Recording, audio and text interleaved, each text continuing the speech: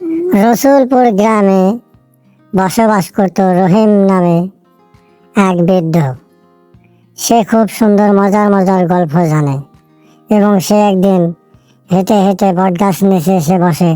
তারপরে এলাকার তাহার নাতি নাতনিরা সবাই তাকে দেখতে পারে এবং তার কাছে এসে বসে এবং সবাই এক এক করে এসে বসে জড়ো হয় এবং সবাই তাকে বলে, দাদা আজ কিন্তু আমাদেরকে একটা নতুন সুন্দর একটি গল্প শোনাতে হবে।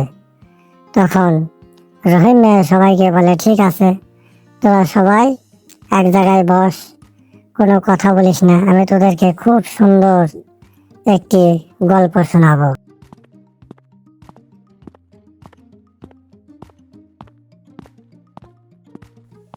তাহলে দাদু, আজ কিন্তু খুব সুন্দর একটি মজার গল্প আমাদেরকে শোনাতে হবে।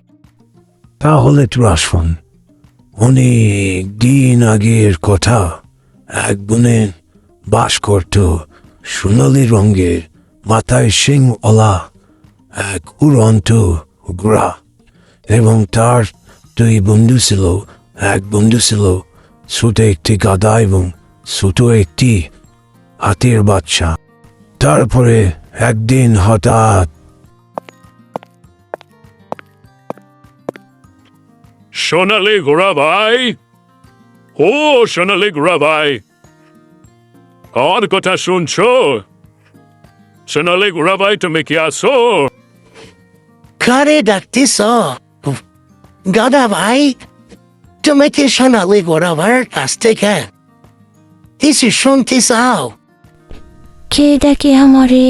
আমি একটু শান্তিতে ঘুমাইতেছি। কে ডাকে আমারে? কে? দেখি তো যাইয়া। আরে গাদা ভাই এবং হাতি ভাই, তোমরা কি দরকার বলো?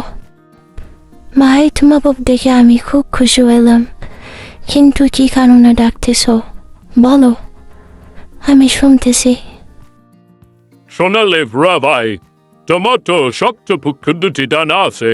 সেই ডানাতে তুমি ঘুরে ঘুরে সব কিছু দেখো। আমরা তো দেখতে পারি না, এই বনের মধ্যেই থাকি। ভাই, বাইরের জগৎটা দিয়ে একটু আমাদেরকে বলতে, তাহলে আমরা